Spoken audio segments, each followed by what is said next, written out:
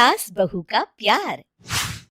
ओ मेरी प्यारी बहू, जरा मेरे हाथों में मेहंदी तो लगा दे, कल एक शादी में जाना है। अभी आई माँ जी।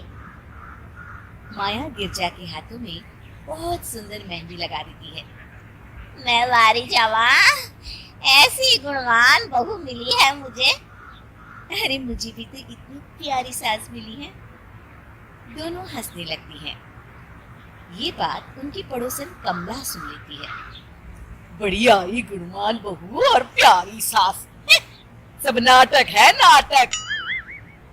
कमला स्वभाव से बहुत तेज होती है।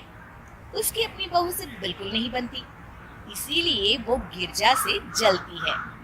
अगले दिन मंदिर में, अरे गिरजा बहन, आज शाम मंदिर में कीर्तन का प्रोग्राम है, आप आएंगी ना? हाँ हाँ जरूर। वही तो, कम से कम इसी बहाने इन बहुओं से छुटकारा तो मिलेगा। कैसी बातें कर रही हो कमला, मेरी बहू तो साथ आएगी। अरे माया कितने अच्छे भजन गाती है, तुमने नहीं सुना? हाँ, ठीक ही गाती है। मैं तो रोज शाम को माया से भजन सुन के ही सोती हूँ। हाँ हाँ, अब मैं चलती हूँ, मुझे देर हो रही है। शाम को मंदिर में, वाह माया बिटिया, आज तुम्हारा भजन सुन के तो मन खुश हो गया। धन्यवाद पंडित जी, माँ जी चाहती थी कि मैं आऊं, इसीलिए मुझे आज यहाँ गाने का मौका मिला। भाई धन्य हो गिरजा, इतनी प्यारी बहू मिली है तुम्हें। सो तो है पंडित जी। कमला दूर खड़ी सब सुन रही होती है। इनका प्यार तो अब मैं निकालती हूँ। अगले दिन कमला छत से माया को आवाज लगाती है। अरे माया! जी बुआ जी। जरा इधर तो आना, कुछ बताना है। अभी आई बुआ जी। क्या हुआ? माया कमला के पास जाती है।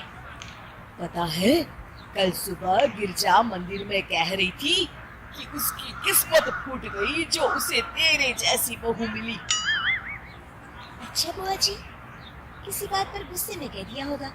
आप तो जानती हैं, माँ जी मुझे कितना प्यार करती हैं। अरे वो चाहती ही नहीं थी कि तू मंदिर में आए, वो तो मेरे बहुत कहने पर तुझे लेकर आई। दरअसल बुआ जी, घर पर बहुत काम रहता है ना, इसलिए माँ जी ने सोचा होगा मैं थक जाऊंगी। देखिए ना, कल हम मंदिर से देर रात घर आए तो उन्होंने कोई काम मुझे अकेले नहीं करने दिया। खाना उन्होंने खुद बनाया।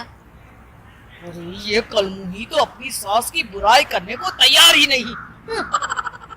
और कुछ बुआ जी? है? नहीं नहीं, और कुछ नहीं, अब तो जा यहाँ से। अगले दिन मंदिर में, अरे ओ गिरजा, कल तेरी बहू आई थी मेरे पास। माया आई होगी, वो सबसे हंसती बोलती रहती जो है। अरे हंसना बोलना क्या, तुझे कोस रही थी। ऐसा हो ही नहीं सकता, तुझे सुनने में कोई गलती हुई होगी। कसम से गिरजा, वो कह रही थी मुझे तो मेरी सास ने नौकर समझ लिया है। दिन भर घर का काम करती रहती हूँ मैं, और मेरी सास आराम करती है। अरे ज्यादा काम से थक गई होगी तो गुस्से में कह दिया होगा। वैसे भी काम तो वो करती ही है। मुझे आराम की आदत उसी ने लगाई है। हाँ। जो भी हो, थोड़ी नकेल कस ले, बाद में ये बहुएं सास को घर से ही निकाल देती है। कैसी बातें करती हैं कमला, मैं तो कहूँगी तू अपनी बहू के साथ प्यार से रहा कर, इधर उधर की बातों में ज्यादा ध्यान मत दिया कर। बड़ी आई मुझे सिखाने, मैंने तो तेरी भलाई के लिए कहा था, नहीं सुनना तो जा यहाँ से। अगले दिन, क्या हुआ माँ जी? कमला बुआ जी क्या कह रही थी? तू तो जानती है कमला और उसकी बातें।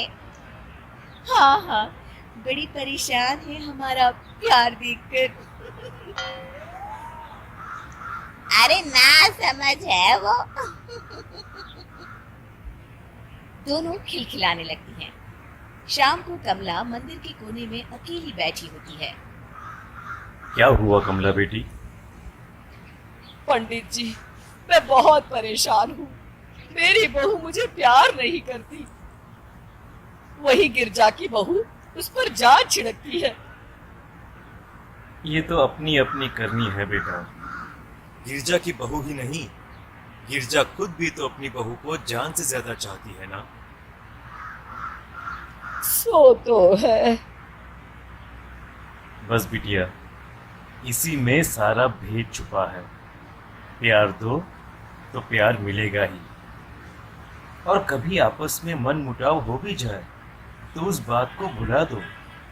गलतियां तो हम सबसे होती हैं, आखिर हम सब इंसान ही है ना। ये तो आप सही कह रहे हैं पंडित जी।